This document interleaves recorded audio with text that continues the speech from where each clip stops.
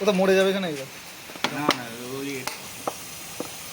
তো এই সামনের দরজাটা বন্ধ করা আছে, এর ভেতরে আজকে আমি গেছিলাম অফিস খুলি। তো ভেতরে যে বাথরুমের দরজাটা দেখতে পাচ্ছ ওখানে সাপ আছে, চন্দ্রকোড়া সাপ।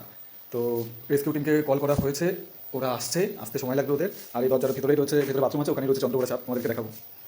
তো আপাতত দরজা বন্ধই করে রাখি, নাহলে বেরিয়ে যাবে আবার।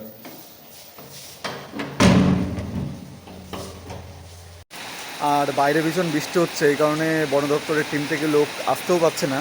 ওরা বললো বাইকে করে আসবে, তো তোমাদেরকে দেখাই বৃষ্টিটা।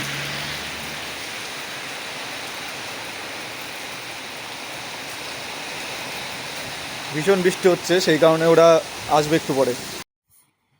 ফাইনালি দাদা এসে সাপটাকে বাথরুম থেকে বের করে নিয়ে আসলো, তোমরা দেখতেই পাচ্ছ। আর সাপটা যেভাবে স্টিকে পেঁচিয়ে যাচ্ছে বুঝতেই পারছো ওর বাইরে আসার কোনো ইচ্ছা ছিল না, ওকে জোর করে দাদা নিয়ে আসছে বাইরে। আর খুব বিষাক্ত সাপ এই চন্দ্রবোড়া।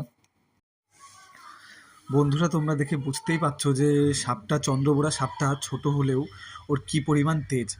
ওর যে পরিমাণ ওর ডাকে আওয়াজ, মানে যে পরিমাণ ও গজরাচ্ছিল বাথরুমের ভেতরে যখন ওকে রেস্কিউ করতে গেছিলো, সে ভিডিওটা তোমাদের কাছে দিতে পারিনি, কিন্তু তখন যা আওয়াজ দিচ্ছিল সবাই ভয়তে পালিয়ে গেছে। ওর জন্য আমিও পালিয়ে গেছিলাম, ওর যা আওয়াজ দিচ্ছিল। কিন্তু সাংঘাতিক সাংঘাতিক একদম। ও এইটুকু সাইজ, কিন্তু তাও দেখো কীরকম ছটফট করছে, ওকে ওর ভেতর ভরতে পারছে না কোটোটার ভেতর। তো সবাই সাবধানে থেকো, এরকম এরা তো যে কোনো জায়গায় থাকে। তো তোমরা সবাই সাবধানে থেকো এই বৃষ্টি বর্ষার দিনে। প্রচুর পরিমাণে বৃষ্টির জন্য দাদাটা আর কাউকে সাথে আনতে পারেনি, আর কোনো কোটো আনতে পারেনি। তো আমরা একটা কোটোর ব্যবস্থা করে দিলাম। ফাইনালি দাদা কোটোটাই ফুটো করে দিচ্ছে, ছিদ্র করে দিচ্ছে, যাতে হাওয়া চলাচল করতে পারে। আর তোমরা সবাই ভালো থাকো, ভিডিওটা এখানেই শেষ করলাম।